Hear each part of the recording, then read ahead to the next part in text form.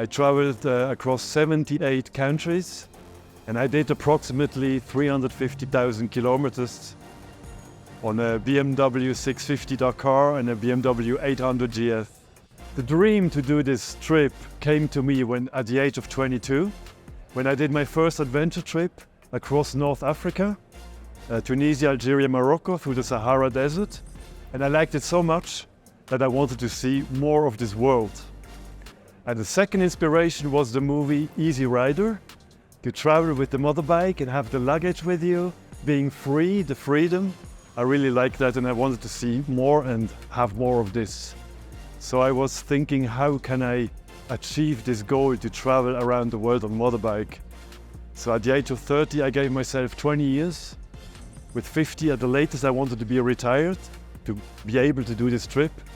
I opened a company, I worked really hard, and at the age of 47, I earned enough money to be able to quit. And at the age of 48, I started this trip. Yeah. Well, I was really keen to see Latin America first. That's why I decided to start the trip in Mexico City and travel south, Central America, South America. After that, I shipped the bike back to Europe and drove from Switzerland all the way to Far East to Philippines. And then I flew back home to make a break, bought a new bike, the F800 GS BMW, and then I shipped it to Indonesia, continued the trip there, Indonesia, Australia, New Zealand, Korea, Japan, and drove all the way back through Russia, Mongolia, Finland, Europe, back to Switzerland. Next leg was to ship the bike to South Africa, and I crossed all Africa all the way back to Switzerland. And the last leg was North America, shipped the bike to Alaska, did Alaska, Canada, USA, back to Mexico City. Now I'm here again. Well, the project took 15 years and 9 months, but I was not 15 years on the road. It was on and off, like 2 years on the road, 1 year at home. I was maybe between 9 and 10 years on the road, and the rest were breaks in between.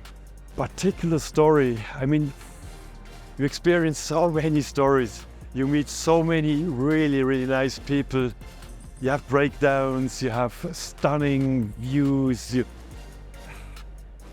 It's really difficult to find, to tell you just one specific story. I met other travelers, we traveled together. We had complicated border crossings. We had difficult conditions, we have bad weather.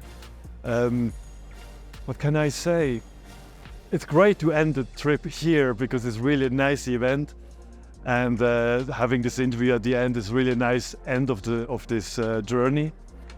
It was an emotional ride, the last few weeks, days, coming closer and closer to Mexico City, knowing this will be the end, and now doing the last meters to here was really a mixed emotion.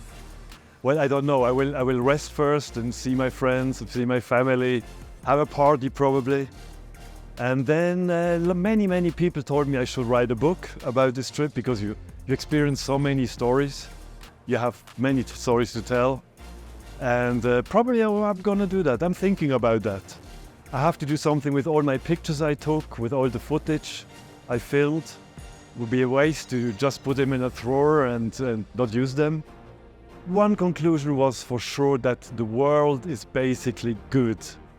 I met more good people than bad people. In fact, I met really only very few bad people. I had bad incidents, like a robbery in Guatemala. They robbed me on the street with pistols and machetes, you know. But this was the only incident. The most people were really kind to me, really nice. I met so friendly people. It was my hosts, exactly, for example, Gary and Yvonne. Was really nice. They helped me at the beginning to get my bike out of the customs. Now they helped me to ship the bike back to Switzerland. I have to thank them very much. And I think the most important message is the world is good and our planet is so beautiful. Get out there and have a look at this beautiful planet.